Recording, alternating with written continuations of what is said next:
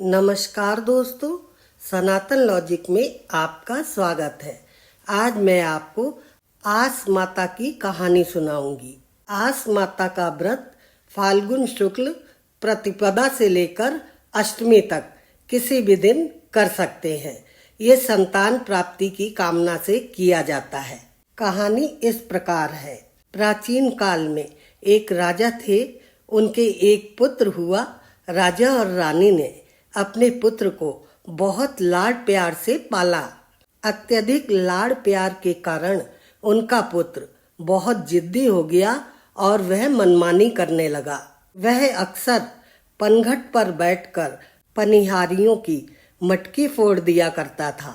जब राजा को यह बात पता चली तो राजा ने नगर में घोषणा करवा दी कि कोई भी पनघट पर मिट्टी का घड़ा लेकर ना जाए। इस घोषणा के बाद सभी स्त्रियां पनघट पर पीतल तथा तांबे के घड़े लेकर जाने लगीं। लेकिन राजा के बेटे को फिर से शरारत सूझी। उसने लोहे तथा शीशे से उन पीतल और तांबे के घड़ों को फोड़ना भी शुरू कर दिया। राजा को जब इस बात का पता चला तो राजा को बहुत क्रोध आया। राजा ने तुरंत अपने पुत्र को देश निकाला दे दिया। राजकुमार घोड़े पर बैठकर वन की ओर चल दिया। रास्ते में उसे 4 बूढ़ी औरतें मिलीं। तभी अचानक राजकुमार का चाबुक जमीन पर गिर गया।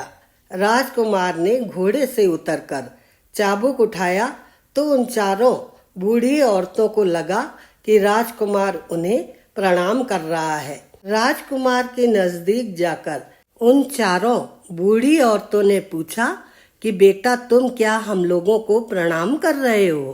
तब राजकुमार ने कहा कि मैंने चौथी माई को प्रणाम किया है।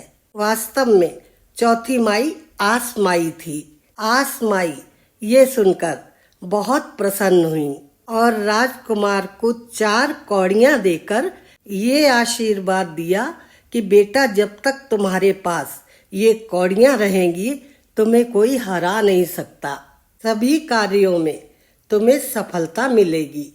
आसमाई देवी का आशीर्वाद पाकर राजकुमार आगे बढ़ता है और चलते चलते किसी देश की राजधानी पहुंच जाता है।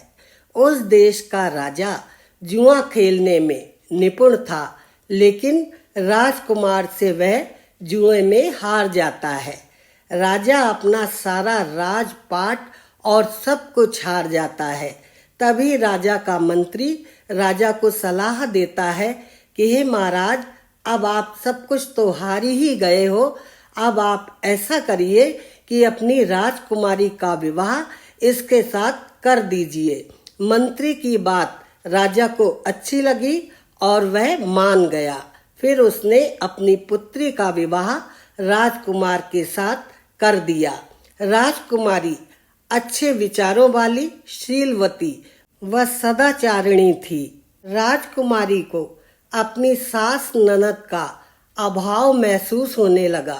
सास ननद की कमी को पूरा करने के लिए कपड़े की गुड़ियां बनाकर उन गुड़ियों में सास और ननद की कल्पना करने लगी।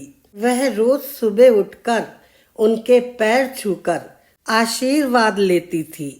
एक बार मौका पाकर राजकुमारी ने राजकुमार से अपने मन की इच्छा जाहिर करते हुए कहा कि मैं अपनी सास और ननद की सेवा करना चाहती हूँ।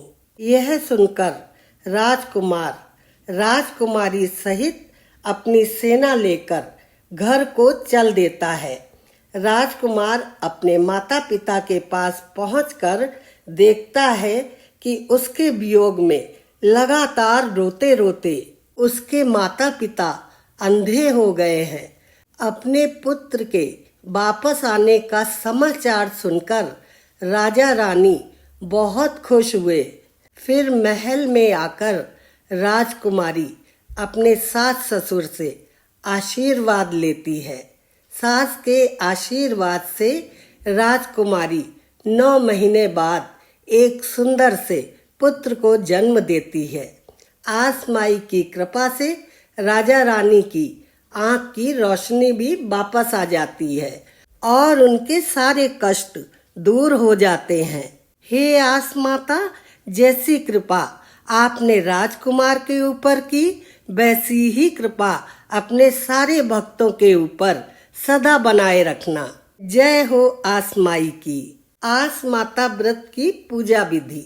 आस माता व्रत फाल्गुन शुक्ल पक्ष प्रतिपदा से लेकर अष्टमी तक किसी भी दिन कर सकते हैं।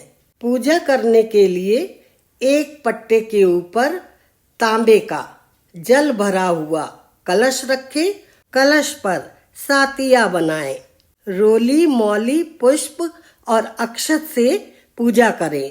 गेहूं के दाने हाथ में लेकर आस माता की कहानी सुने।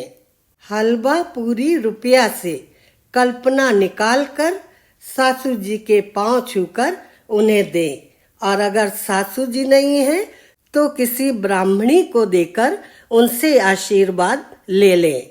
ऐसी मान्यता है कि आस माता की पूजा और अर्चना करने से हमारी सभी मनोकामनाएं पूर्ण होती हैं।